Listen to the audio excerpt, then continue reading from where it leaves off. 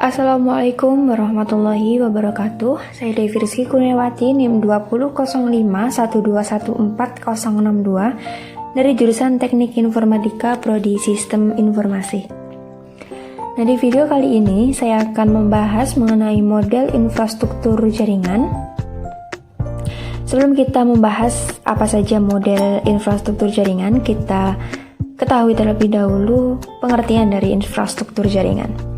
Infrastruktur jaringan merupakan sebuah kumpulan sistem komputer yang saling berhubungan, dihubungkan oleh berbagai macam bagian dari sebuah arsitektur telekomunikasi.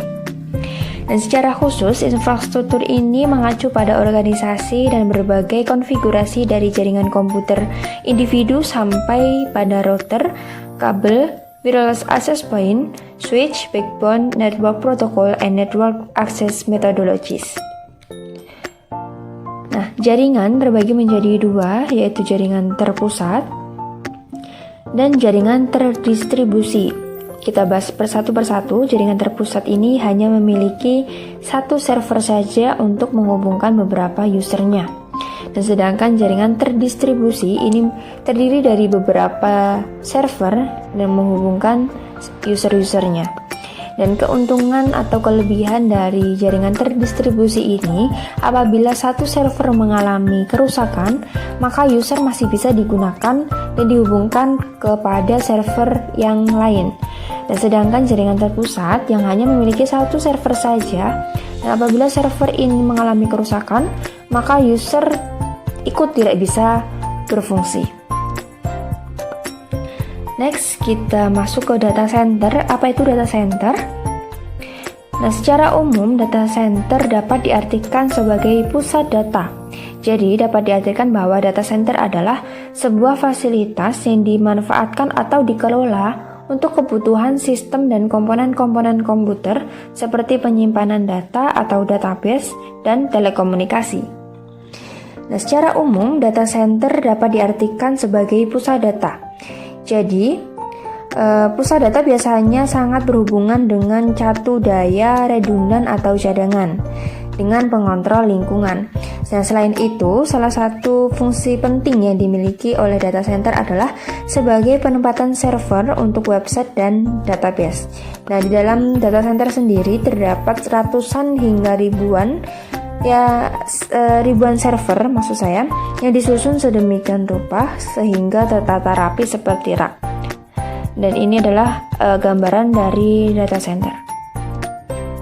Next, kita ke pembagian jaringan berdasarkan jangkauan grafis, terbagi menjadi 4, yaitu PAN, LAN, MAN, dan WAN. Apa itu PAN, LAN, MAN, dan WAN? Kita akan bahas satu persatu.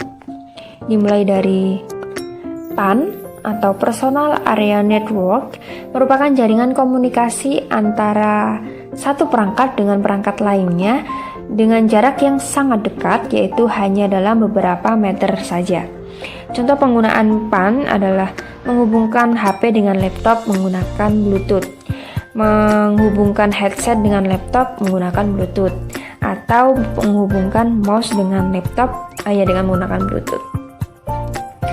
Kemudian LAN atau Local Area Network merupakan jaringan yang mencakup area yang sangat kecil dengan jarak radius maksimal adalah 10 km.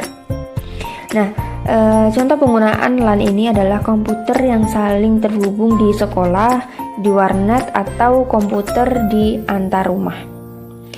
Kemudian yang ketiga adalah MAN atau Metropolitan Area Network, merupakan jangkauan jaringan yang cukup luas melibatkan suatu daerah atau kota dengan jangkauan 10 hingga 50 km.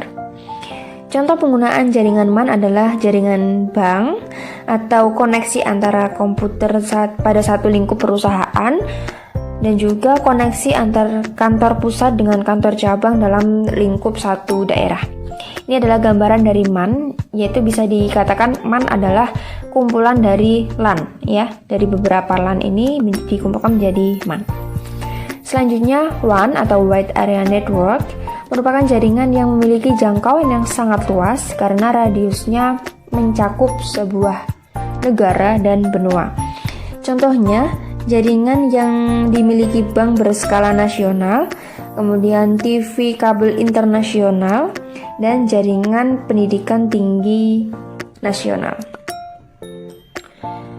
Nah, kemudian kita lanjutkan ke topologi jaringan. Topologi jaringan ada beberapa macam, yaitu di sini ada bus topologi, ring topologi, star topologi, extended star topologi, hierarchical topologi, dan mesh topologi. Kita bahas satu persatu, dimulai dari bus topologi. Topologi ini apabila satu mengalami kerusakan, nah ini apabila mengalami kerusakan, maka semuanya akan tidak ikut berfungsi. Nah, jenis topologi ini biasanya digunakan untuk jaringan komputer perusahaan dengan berskala kecil. Nah, karakteristik khusus dari bus topologi ini menggunakan kabel tunggal yang terbentang, ya ini kabel tunggal yang terbentang di sepanjang jaringan dan berfungsi sebagai kabel utama atau backbone. Namun kelebihan bus topologi ini yaitu biayanya yang murah dan mudah diaplikasikan. Kemudian kita ke topologi ring. Nah, jenis topologi ini digunakan di lingkungan perkantoran atau perusahaan. Nah, jenis topologi ini paling banyak digunakan di lingkungan perkantoran atau perusahaan, dan secara umum topologi ini memiliki karakteristik khusus, yaitu menggunakan kabel tipe UTP atau patch kabel yang membentuk jaringan seperti lingkaran dan terdiri dari beberapa node yang disusun secara seri. Selanjutnya kita ke star topologi. Nah, star topologi atau yang disebut dengan topologi bintang adalah topologi jaringan berbentuk bintang di mana pada umumnya memakai hub atau switch untuk koneksi antar klien.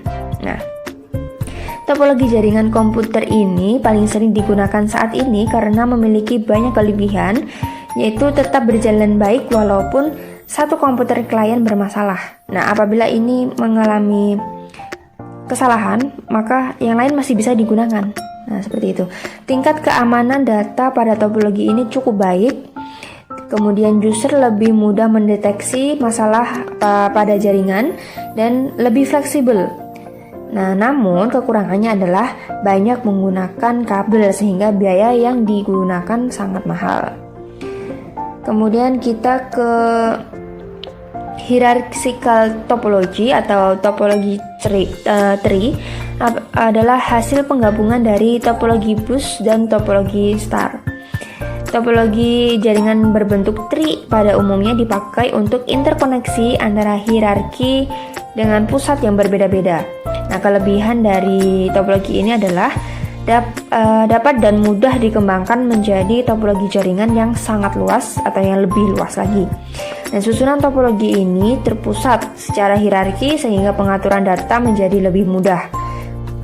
Namun kekurangannya adalah jaringan topologi ini ada kinerja jaringannya lambat, ya. Jadi dari pusat ini untuk menuju ke anak-anakannya itu sangat lambat. Kemudian topologi mesh ini adalah suatu topologi jaringan di mana setiap perangkat komputer saling terhubung secara langsung atau dedicated link. Nah, topologi mesh biasanya digunakan untuk rute yang banyak dengan menggunakan kabel tunggal sehingga proses pengiriman data menjadi lebih cepat tanpa melalui hub atau switch. Nah, dan cara kerja topologi ini adalah dengan setiap node dalam jaringan komputer terhubung secara langsung ke node yang dituju dengan menggunakan kabel. Nah, ya, seperti ini. Jadi ini bisa ke sini, ini juga bisa ke sini, ya. Kemudian proses transfer antar data perangkat komputer berlangsung lebih cepat karena terhubung langsung dengan pengguna kabelnya. Selanjutnya, nah, jaringan berdasarkan akses ini dibagi menjadi dua, yaitu yang pertama internet dan intranet. Nah, kita bahas perbedaan antara internet dan intranet. Nah, jika internet jaringannya sangat luas atau internasional bahkan sedunia. Nah, sedangkan intranet jaringannya kecil dan sempit.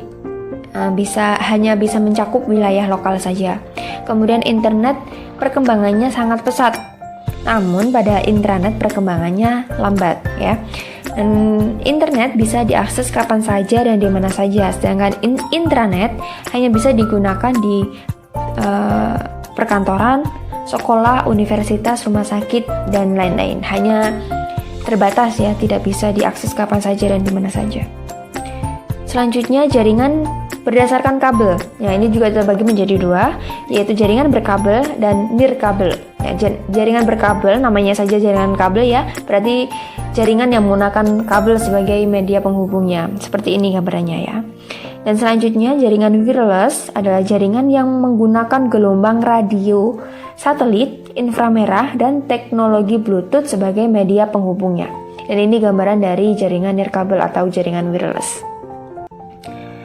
Nah, selesai sudah kita bahas mengenai model infrastruktur jaringan. Terima kasih sudah menyimak. Semoga bermanfaat. Saya pamit undur diri. Terima kasih. Wassalamualaikum warahmatullahi wabarakatuh.